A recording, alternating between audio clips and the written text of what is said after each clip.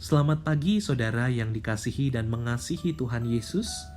Renungan harian GKI Klasis Purwokerto diambil dari kitab Ulangan pasal 31 ayat 7 hingga ayat 8 yang berbunyi demikian. Lalu Musa memanggil Yosua dan berkata kepadanya di depan seluruh orang Israel, "Kuatkan dan teguhkanlah hatimu, sebab engkau akan masuk bersama-sama dengan bangsa ini ke negeri yang dijanjikan Tuhan dengan sumpah kepada nenek moyang mereka untuk memberikannya kepada mereka. Dan engkau akan memimpin mereka sampai mereka memilikinya. Sebab Tuhan, Dia sendiri akan berjalan di depanmu. Dia sendiri akan menyertai engkau. Dia tidak akan membiarkan engkau dan tidak akan meninggalkan engkau. Janganlah takut dan janganlah patah hati. Amin." Saudaraku yang terkasih di dalam Tuhan, hari ini bangsa Indonesia memperingati Hari Kebangkitan Nasional. Memperingati Hari Kebangkitan Nasional berarti kita diajak untuk kembali berefleksi tentang perjuangan bangsa Indonesia untuk mencapai tujuan utama, yakni kemerdekaan.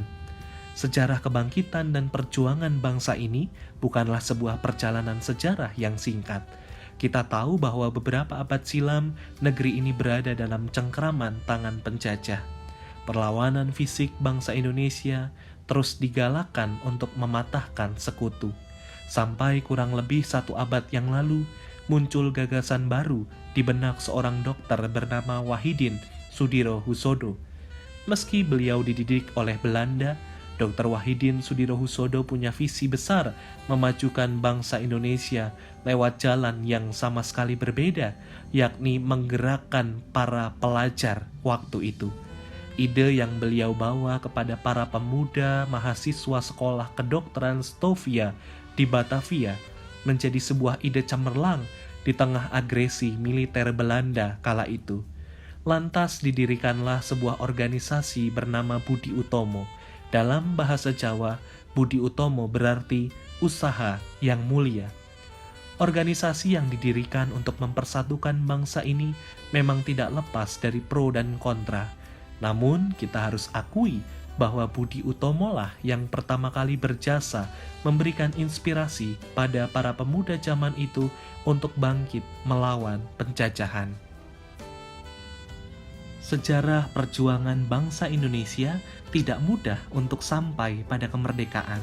Kita juga tahu bahwa sejarah kebangkitan dan perjuangan bangsa Israel untuk sampai pada tanah Kanaan bukan juga sebuah perjalanan yang mudah dan singkat.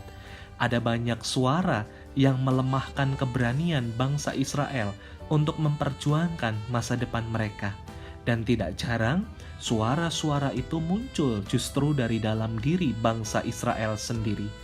Saudara yang terkasih dan mengasihi Kristus, mari kita lihat sosok pemimpin bangsa Israel kala itu, yakni Musa. Apakah Musa berhasil masuk ke tanah Kanaan bersama dengan yang lain? Tidak, saudara. Dalam usianya yang menginjak 120 tahun, Musa sudah tidak memungkinkan memimpin bangsa Israel memasuki tanah perjanjian. Lagi pula Allah jelas memutuskan bahwa Musa hanya dapat melihat tanah perjanjian dari kejauhan, yakni dari atas gunung Pisga. Seorang pemimpin pasti memiliki visi dan misi, begitu juga dengan Musa. Namun apa jadinya jika kepemimpinan Musa harus terhenti? Musa tidak marah karena ia tidak bisa menginjakan kakinya di tanah perjanjian. Saat itu Musa juga tidak memberontak pada Allah.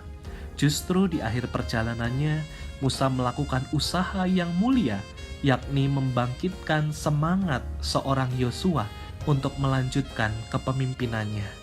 Musa benar-benar percaya bahwa Allah akan menyertai dan memberkati kehidupan Yosua, sang pemimpin baru bangsa Israel. Bayangkan saudara, betapa harunya suasana ini. Mungkin saja di antara orang Israel ada yang begitu sedih, bahkan putus asa, karena pemimpinnya tidak diperkenankan memasuki tanah perjanjian. Mungkin saja perasaan Yosua yang berdebar-debar atau cemas ketika dirinya akan dinobatkan menjadi raja atas Israel. Tapi atas perkenanan Allah, di akhir masa kepemimpinannya, Musa justru menjadi tokoh inspiratif dan salah satu pelopor kebangkitan bangsa Israel yang luar biasa. Saudara yang dikasihi Kristus, banyak pelajaran yang dapat dipetik dari seorang Musa. Salah satunya adalah kekuatan iman yang luar biasa. Iman Musa pada Allah mampu membangkitkan daya juang bangsa Israel untuk masuk pada tanah yang dijanjikan Allah. Ia meneguhkan dan menguatkan hati Yosua, pemimpin baru bangsa Israel, dengan kekuatan firman Allah. Imannya membuat hatinya lapang dan ikhlas menerima keputusan Allah. Kalau boleh saya katakan, tidak mudah meneladani hidup seorang Musa dan tidak mudah memiliki hati yang lapang dan ikhlas seperti Musa. Saudara yang terkasih, tidak mudah bukan berarti tidak bisa. Dalam konteks masa kini, mari kita sama-sama berjuang meneladani Musa, menjadi umat Allah yang selalu menguatkan dan meneguhkan hati sesama kita, terkhusus di dalam waktu-waktu sekarang ini. Ikhlas dan lapang hatilah di dalam melakukannya. Apapun dan bagaimanapun orang memandang kita, tetaplah menjadi pribadi yang sukacita dan selalu punya spirit untuk menguatkan dan meneguhkan. Imanilah betul satu hal ini di dalam Ulangan pasal 31 ayatnya yang ke-8. Sebab Tuhan, Dia sendiri akan berjalan di depanmu, Dia sendiri akan menyertai engkau, Dia tidak akan membiarkan engkau dan tidak akan meninggalkan engkau. Janganlah takut dan janganlah patah hati. Kiranya Tuhan memberkati kehidupan keseharian Bapak, Ibu, Saudara sekalian. Amin. Marilah kita berdoa. Bapa Sorgawi, kami bersyukur untuk pagi ini. Ketika kami menghirup udara pagi, ketika kami berjumpa dengan anggota keluarga kami, dan ketika kami melakukan aktivitas kami.